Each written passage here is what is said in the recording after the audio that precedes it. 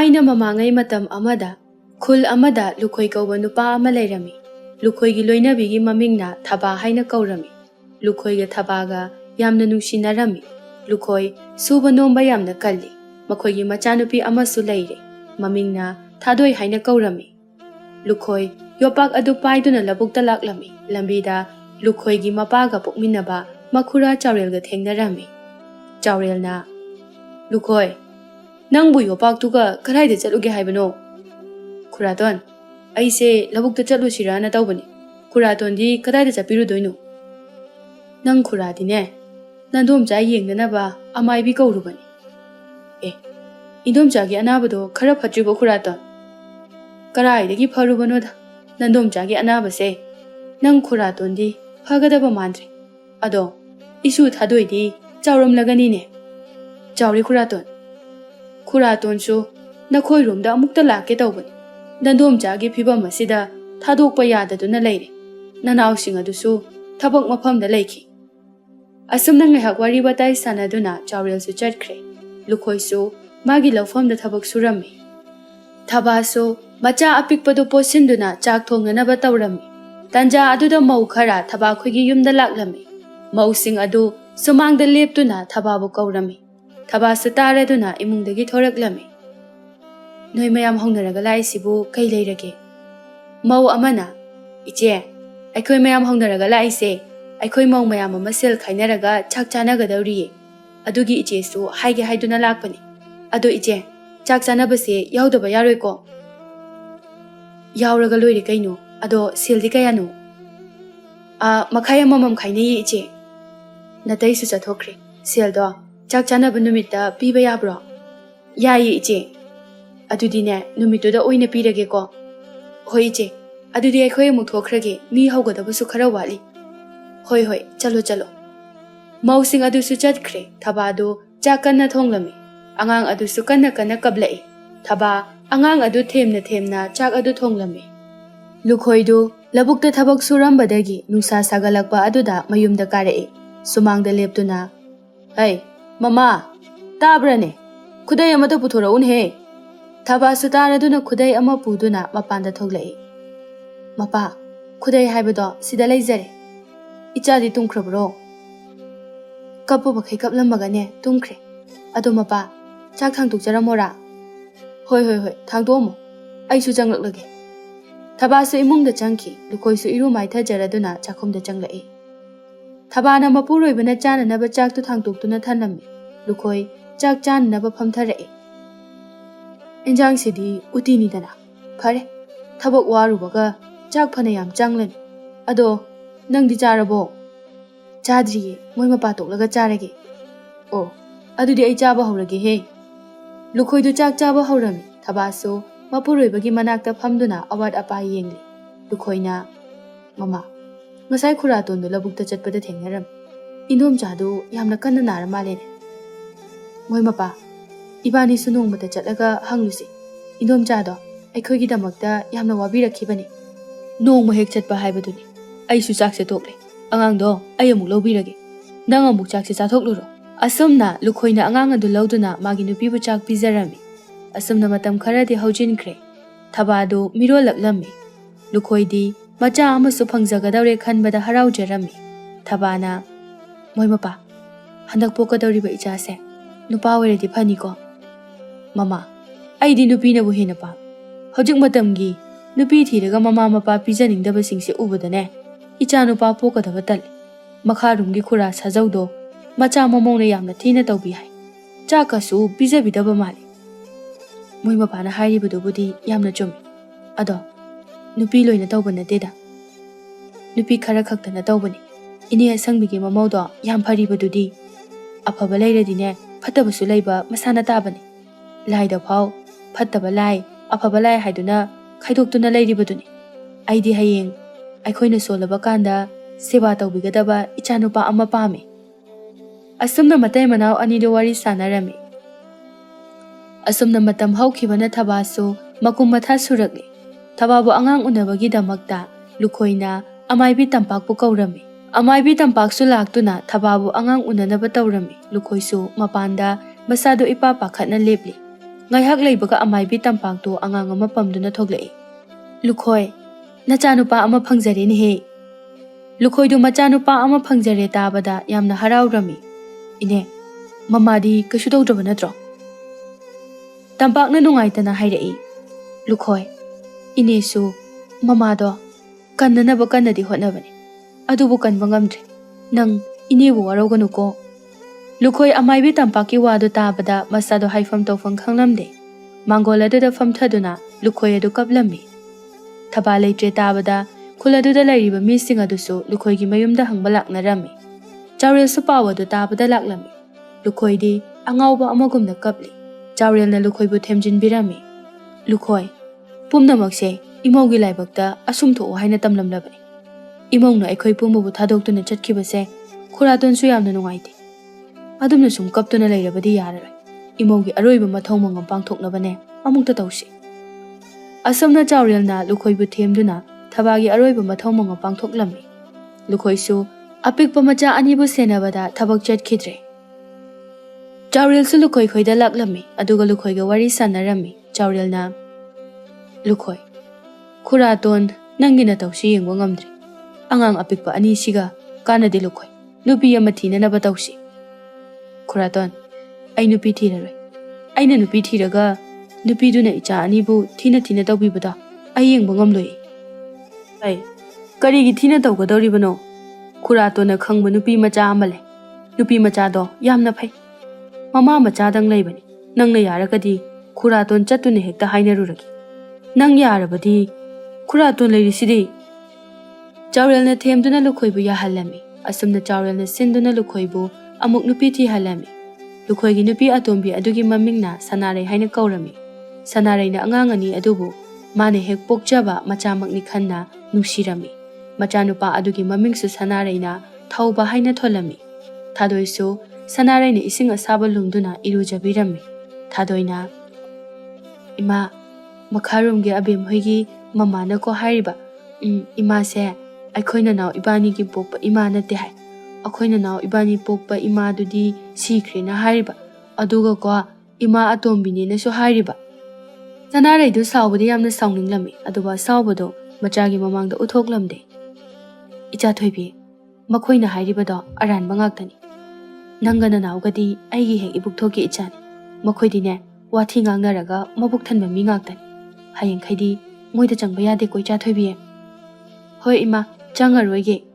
Asumna Sanare na macha anibu iruja thokpiduna tumhallami. Lukhoi su thabak halaklami. Mapuroiba halakpagi makhol tabada Sanare do imungdagi thoklai.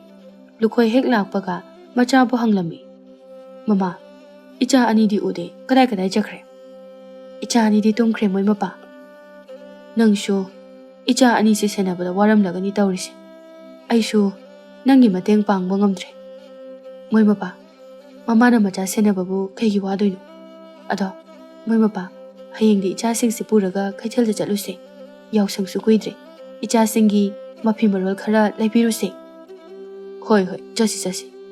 Lukhoi do Sanare na macha anibu luna nungshina tawbado ubada mathamoya do penjarami.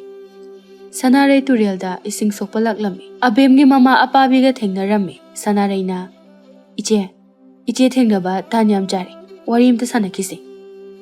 Kari wari sanase hainu Sanare. Iche na ekoi thadoida kai haige. Apabi khangdaba saduna.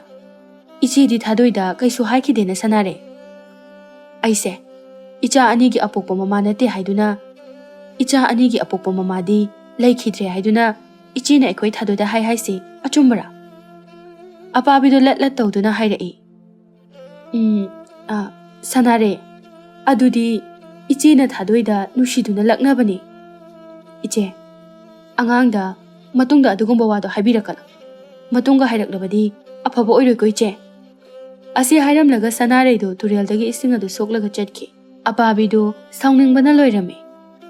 Atombi mana apabi mama ka susari. Khara tangaire. Macha yaurakpadagi angangani se minai dongna sizinrakadaba. Apabi sumachena murum sonduna ising adu soktuna mayumda kaki. Sanare na ising sokluraga halakpada mapa macha makhoi ahumdo somangda sanaduna leirami. Thaubodo mama ubada chenba ngamboi ngamdaboi chelai. Khara chelakpaga tushilami. Macha tusinkhibadu ubada Sanaraidu pakhana chensilai. Macha haugatuna karai karai da soke haiduna yenglami. Machindu yaisinbagi I khara thoklami. Idu ubada Sanarai pakhatna. Mapa, ichase machinse I ngakta ngaire. Magi nupigi wadu tabada Lukhoidu pakhatna chensilai aduga yenglami. Moi mapa, angangse sumaina senaba hongnabra. Moi mapa na cheksindabadagi ichase turedana. Machinsisu I ngakta ngaire. Hidak sem bahiba ipudom jogi manakta ichase amukta puruse. Mangonda hidak sem haluseba. Mama, nangna pangpada hek pakhale. Kaisu tawruine. Hayengdagidi moi mapana angang senabiranu. Ai adum senajarage. Icha thoibi charawan tholao. Sanarai du macha anido pusinduna imungda changki. Lukhoi magi nupiga macha ga changki badu yengduna wakhalda asumna khalle. Masigi nupisina macha ningbasidiba. Macha ani se sokpo phawa yaba janate. Aisu sando mukta lawsilukagi. Numit tabana hanba tare. Lukhoidu san lawsinba chatkre. Asumna matam khara haukhre hojikti thaubasu chahi mari helakle. Aduga thadoina chahi taruk hairakle. Numidangi matamni Sanarai chak loiduna mapuroibaga macha singabu hana chak pijarami. Sanarai na macha ani adubu chak illi. Angang ani adusu hauna chari. Lukhoina, ay, mama, angang ani do makhuna chak chaba hairaroine. Nangna adum induna lairadi. Makhuna chabasu khara tambiyune nangbo. Baba, aide hayeng chawra phawba imana chak adum ilhandoine. Imana inba chakse yam hawingo. Thawbana su hairai. Baba, aishu hayeng pakhang phara phawba imana chak ilhani. Sanarai momo noktuna. Inni icha anina chawra basu imana chak adum inbini. Mama, nangna aigi marai bakthiraba icha anibu kayada luna nushina tawbiriba. Kanana su nangse icha anigi atombi mamani haiba thazaroi. Sanarai du saurap tawna. Kaino moi mapana haibiriba duba. Matung manaw adumna haijan. Aise atombi mama nate. Aise icha anigi asengba mamane. Lukhoi noklaga ho ai lanjare. Matung manaw haijararoi. Chak chabasu loi. Ai hogalage ko. Ase hairaga Lukhoidu haugatkre. Sanarai su macha anibu chak inba loiduna ma amuk chak charami. Thadoiga thawbagadi tumningbana khap khap chinglami. Lukhoina, nakhoi anibu tumningabo. Tumninglagana ne ipaga tumurasi laodana. Thawbana, tali pabaga tumba tali. Aidi imaga tumduini. Imaga tumlamdaida imana ne wari adum libi pabadi libide. Thadoina so aisu imaga tumni. Oh, tumo. Namaga tumo ko. Mama, thabok to hayeng losilone. Icha ani se tumning na mali. Aiga tumase haibasu yade. Lore. Lao, tumurese. Sanarai do macha ani do pusinduna phamungda tumba changki. Numito hauki. Nonganbaga Lukhoidu labukta thabok sunanaba chatlami. Lambida ahal khara thengnarami. Ahal sing aduna Lukhoibu khamlami. Ahal amana. Lukhoi, nangbu labuktarane. Mane mama, labukta ngakta yawruge tawbane. Ahal amana mo hairai. Lukhoi, nang se hotnaba yamna kalle. Nangna kanna hotnajabagi mahaina. Mahai marongsu phajana pale. Lawmi ataidagi nangina hena phawthoksu hele. Aigi ichanupa ahum adudine phaw hunkiba numit adudagi hayeng lawlokpa yaramani haiba kanduda amuk chatpa. Adunadi kadaidagi phawthokani. Mama, labukti khara toina chatpana aduna phai haina khalle. Tinge ka tarasu matam lairingaida hidaka phawnaba. Chummi Lukhoi, nangna hairibadu chum.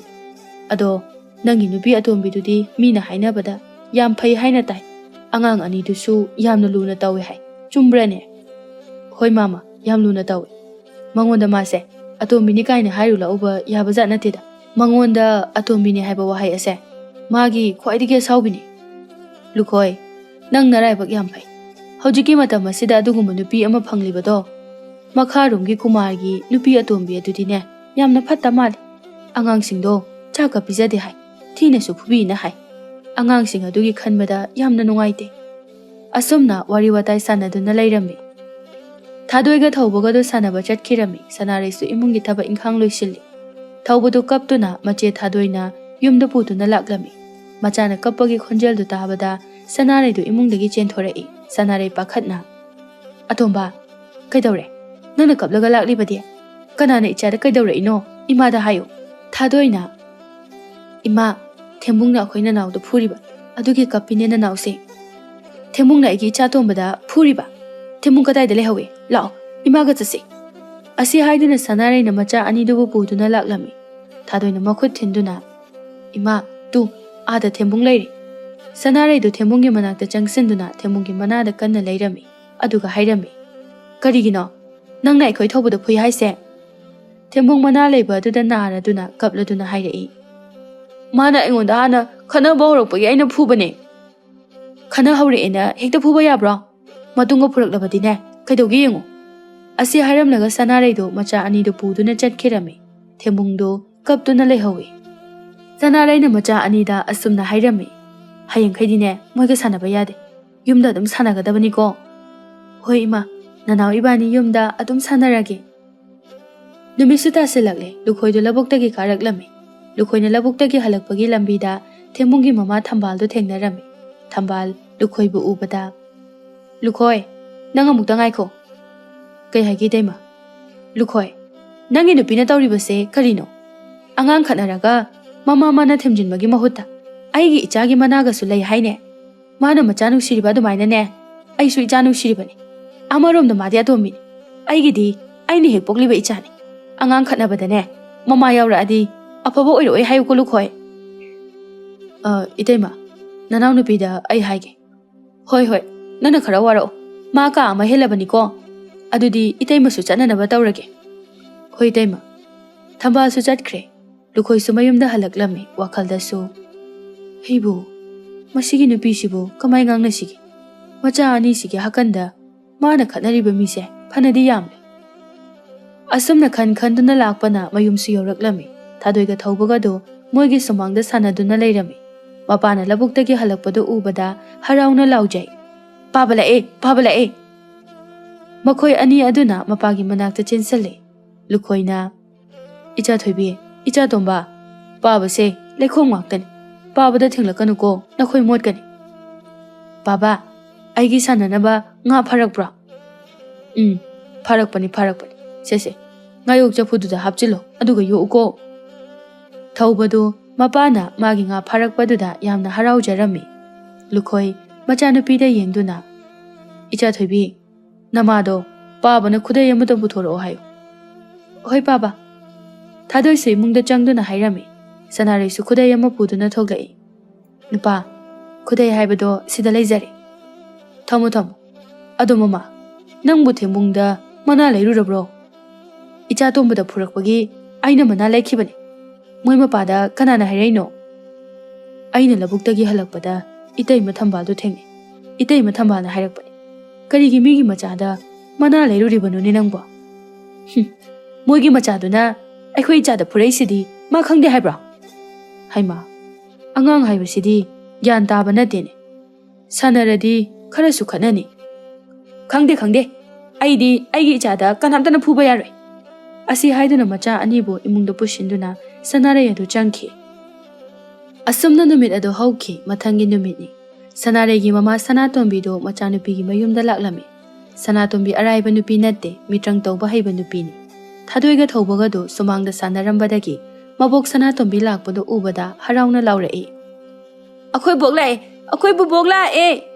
Thadoiga thaubaga do maboki manakta chensilami adubu Sanatombi di angang ani adu machanupina pokpa angang nattabanina nungsiramde. Macha anina mabok lae haiduna laupadu tabada Sanare su imungdagi thoglai. Mama ubada Sanare do harauna. Ima yam thazadi.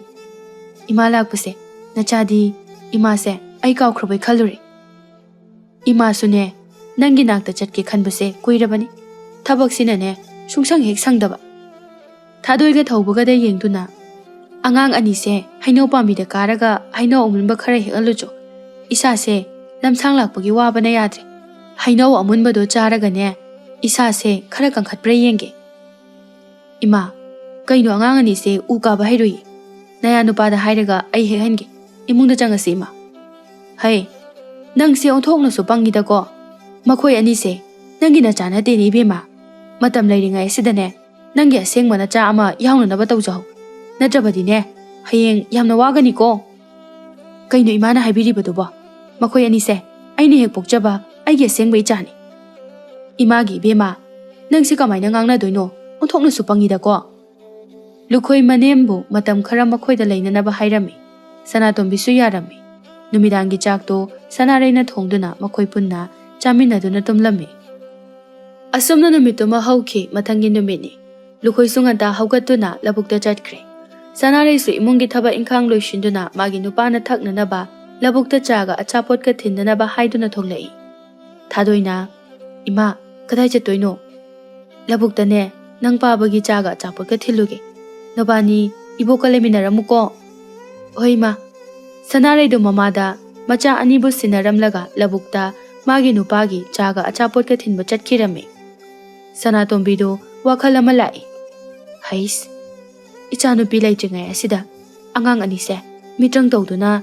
sa olhalage adu oiradi ichanupi se nungaina leirani asi khaladuna Sanatombi sanaduna leiriba angang ani adubu manakta kaushillami angang ani adusu maboki manakta changlei ibo kai haige Sanatombi na mitrang tawduna angang ani adubu amana nga olhallami aduga amana hameng olhallami hameng olaba thadoisu Sanatombi de yengduna kana khonglami ngayhak leibaga Sanare su halaklami Sanare macha ani bu leiba udaba aduda ima angang ani di ude makhoini bu kai lekhige isu ani do sanaruni haina chakhibani ngayhak sanaraga hanjara ani nangsune chak thongna ba tawruro ngayhak leradine lukhoi su halani hoima ai thongurage Sanare du chakhumda changlaktuna chak thongna ba tawrami Sanatombi du khaw ama paiduna changlei Sanatombi na bema ngasidi nga thong nga chasi nangna ne nga thongbado chadaba kuire ima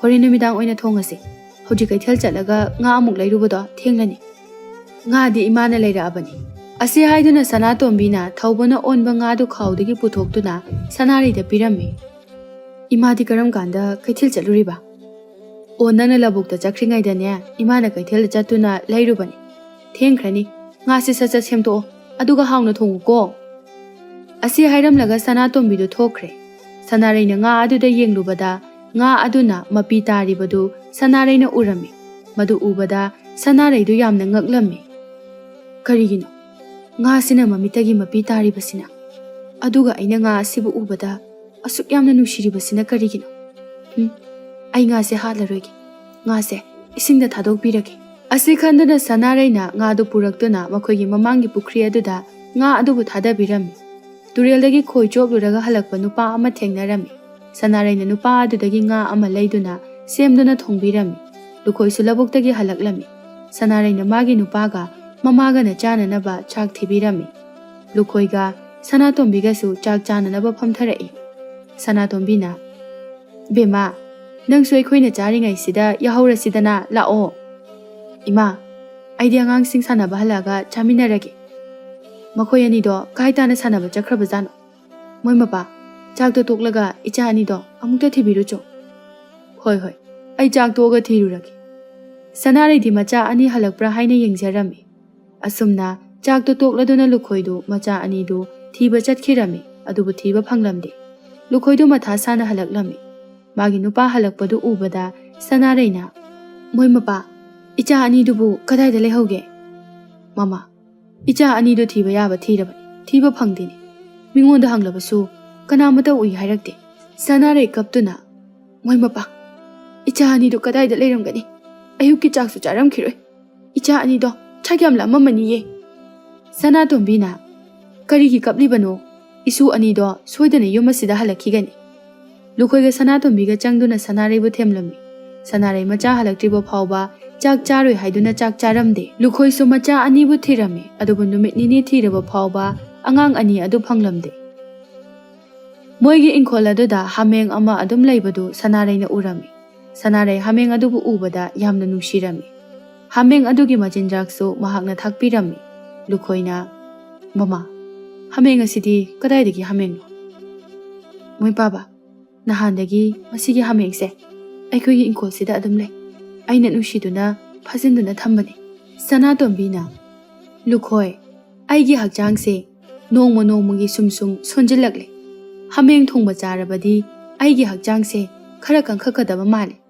ꯑꯗꯨꯅ ꯉꯁꯤꯗꯤ ꯍꯥꯃꯦꯡ ꯊꯣꯡꯕ ꯆꯥꯁꯤ ꯂꯨꯈꯣꯏꯅ ꯏꯃꯥꯒꯤ ꯍꯛꯆꯥꯡ ꯀꯟꯈꯠꯀꯅꯤ ꯍꯥꯏꯔꯗꯤ ꯑꯩ ꯍꯥꯃꯦꯡ ꯂꯩꯔꯨꯒꯦ ꯀꯔꯤꯒꯤ ꯁꯦꯟ ꯇꯤꯡꯅ ꯑꯃꯨꯛ ꯂꯩꯒꯗꯧꯔꯤꯕꯅꯣ ꯏꯆꯥꯅꯨꯄꯤꯅ ꯐꯥꯖꯤꯜꯂꯒ ꯊꯝꯂꯤꯕ ꯍꯥꯃꯦꯡ ꯑꯗꯨꯕꯨ ꯑꯣꯏꯅ ꯊꯣꯡꯂꯒ ꯆꯥꯔꯁꯤ ꯂꯨꯈꯣꯏꯁꯨ ꯍꯥꯃꯦꯡ ꯑꯗꯨ ꯃꯥꯒꯤ ꯃꯆꯥꯅ ꯑꯣꯟꯕꯅꯤ ꯈꯪꯗꯕꯅ ꯃꯅꯦꯝꯅ ꯍꯥꯏꯔꯤꯕꯗꯨ ꯌꯥꯔꯝꯃꯤ ꯅꯨꯡꯊꯤꯜꯗꯨ ꯂꯨꯈꯣꯏ ꯃꯤ ꯑꯃ ꯎꯅꯕ ꯆꯠꯈꯤꯔꯝꯃꯤ ꯐꯅ ꯊꯦꯡꯂꯛꯂꯕ ꯐꯥꯎꯕꯗ ꯃꯍꯥꯛ ꯍꯜꯂꯛꯂꯝꯗꯦ ꯁꯅꯥꯇꯣꯝꯕꯤꯅ ꯕꯦꯃꯥ ꯂꯨꯈꯣꯏꯁꯨ ꯍꯜꯂꯛꯇꯦ ꯍꯥꯃꯦꯡꯁꯦ ꯅꯪ ꯁꯦꯝꯗꯣꯛꯎꯔꯣ ꯊꯦꯡꯈ꯭ꯔꯅꯤ ꯏꯃꯥꯁꯨꯅꯦ ꯉꯥꯏꯍꯥꯛ ꯄꯣꯊꯥꯔꯨꯈꯤꯒꯦ ꯑꯁꯤ ꯍꯥꯏꯔꯝꯂꯒ ꯁꯅꯥꯇꯣꯝꯕꯤꯁꯨ ꯆꯪꯈꯤ ꯍꯥꯃꯦꯡ ꯑꯗꯨꯁꯨ ꯃꯃꯤꯠꯇꯒꯤ ꯃꯄꯤ ꯇꯥꯅ ꯁꯅꯥꯔꯩꯗ ꯌꯦꯡꯂꯝꯃꯤ ꯁꯅꯥꯔꯩꯁꯨ ꯍꯥꯃꯦꯡ ꯑꯗꯨꯅ ꯃꯃꯤꯠꯇꯒꯤ ꯃꯄꯤ ꯇꯥꯕ ꯑꯗꯨꯗ ꯃꯥꯒꯤꯁꯨ ꯃꯃꯤꯠꯇꯒꯤ ꯃꯄꯤ ꯇꯥꯔꯛꯏ ꯍꯥꯃꯦꯡ ꯑꯩꯅ ꯅꯪꯕꯨ ꯍꯥꯠꯂꯨꯏ ꯊꯧꯔꯤ ꯑꯁꯦ ꯊꯥꯗꯣꯛꯄꯤꯔꯒꯦ ꯅꯪ ꯃꯐꯝ ꯑꯁꯤꯗꯒꯤ ꯆꯠꯈ꯭ꯔꯣꯀꯣ ꯑꯁꯨꯝꯅ ꯍꯥꯃꯦꯡ ꯑꯗꯨꯕꯨ ꯊꯥꯗꯣꯛꯄꯤꯔꯝꯃꯤ ꯍꯥꯃꯦꯡ ꯑꯗꯨꯁꯨ ꯆꯦꯟꯈꯤ ꯁꯅꯥꯔꯩ ꯍꯥꯃꯦꯡ ꯂꯣꯏꯕ ꯏꯃꯨꯡ ꯑꯃꯗꯒꯤ ꯍꯥꯃꯦꯡ ꯑꯃ ꯂꯩꯔꯒ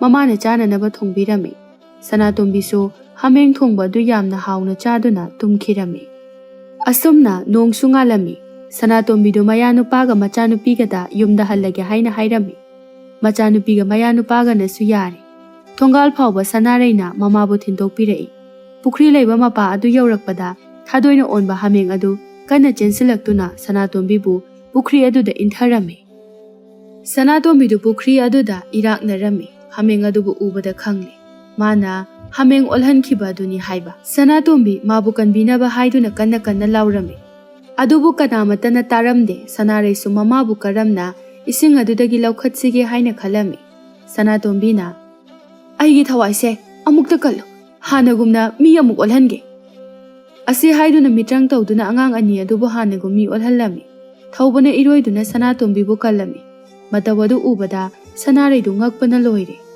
ꯁꯅꯥꯔꯩꯅ ꯏꯃꯥ ꯀꯔꯤꯅꯣ ꯇꯧꯔꯤꯕ ꯃꯇꯧꯁꯤꯕꯣ ꯁꯅꯥꯇꯣꯝꯕꯤꯅ ꯃꯥꯅ ꯇꯧꯈꯤꯕ ꯐꯠꯇꯕꯁꯤꯡ ꯑꯗꯨ ꯃꯆꯥꯅꯨꯄꯤꯗ ꯍꯥꯏꯔꯝꯃꯤ ꯁꯅꯥꯔꯩ ꯑꯗꯨ ꯌꯥꯝꯅ ꯁꯥꯎꯅ ꯏꯃꯥ ꯅꯪꯕꯨ ꯀꯔꯝꯕ ꯅꯨꯄꯤꯅꯣ ꯅꯪꯁꯨ ꯃꯃꯥ ꯑꯃꯅꯤꯀꯣ ꯑꯗꯨꯛ ꯃꯤꯅꯨꯡꯁꯤ ꯂꯩꯇꯕ ꯅꯪꯁꯤꯕꯨ ꯑꯩꯒꯤ ꯏꯃꯥꯅꯤꯀꯣ ꯉꯁꯤꯗꯒꯤꯗꯤ ꯏꯃꯥ ꯏꯆꯥꯒꯤ ꯃꯔꯛꯇ ꯂꯩꯅꯔꯝꯕ ꯃꯔꯤ ꯄꯨꯝꯕ ꯇꯠꯅꯔꯕꯅꯤ ꯑꯃꯨꯛ ꯍꯟꯅ ꯌꯨꯝ ꯑꯁꯤꯗ ꯈꯣꯡꯒꯨꯟ ꯇꯥꯕꯤꯔꯛꯀꯅꯨ ꯁꯅꯥꯇꯣꯝꯕꯤꯅ ꯏꯃꯥꯒꯤ ꯏꯕꯦꯝꯃ ꯅꯪ ꯏꯃꯥꯕꯨ ꯑꯃꯨꯛꯇ ꯉꯥꯛꯄꯤꯌꯨ ꯏꯃꯥ ꯌꯥꯝꯅ ꯂꯥꯟꯈ꯭ꯔꯦ ꯁꯅꯥꯔꯩ ꯃꯃꯥꯅ ꯐꯅ ꯍꯥꯏꯖꯔꯕꯁꯨ ꯃꯃꯥꯕꯨ ꯉꯥꯛꯄꯤꯔꯝꯗꯦ ꯁꯅꯥꯔꯩ ꯃꯆꯥ ꯑꯅꯤꯕꯨ ꯄꯨꯁꯤꯟꯗꯨꯅ ꯏꯃꯨꯡꯗ ꯆꯪꯈꯤꯔꯝꯃꯤ ꯁꯅꯥꯇꯣꯝꯕꯤꯁꯨ ꯃꯥꯅ ꯇꯧꯔꯨꯕ ꯐꯠꯇ꯭ꯔꯕ ꯊꯕꯛ ꯑꯗꯨꯅ ꯃꯃꯥ ꯃꯆꯥꯒꯤ ꯃꯔꯤ ꯇꯠꯅꯔꯦ ꯈꯜꯂꯨꯕꯗ ꯅꯤꯡꯉꯝꯗꯅ ꯃꯌꯨꯝꯗ ꯍꯟꯈꯤꯔꯝꯃꯤ ꯑꯁꯨꯝꯅ ꯊꯥꯗꯣꯏꯒ ꯊꯧꯕꯒꯁꯨ ꯆꯥꯎꯔꯦ ꯊꯥꯗꯣꯏꯒ ꯊꯧꯕꯒꯅ ꯃꯃꯥꯒ ꯃꯄꯥꯒꯒꯤ ꯁꯦꯕꯥ ꯇꯧꯗꯨꯅ ꯌꯥꯝꯅ ꯅꯨꯡꯉꯥꯏꯅ ꯂꯩꯈꯤꯔꯝꯃꯤ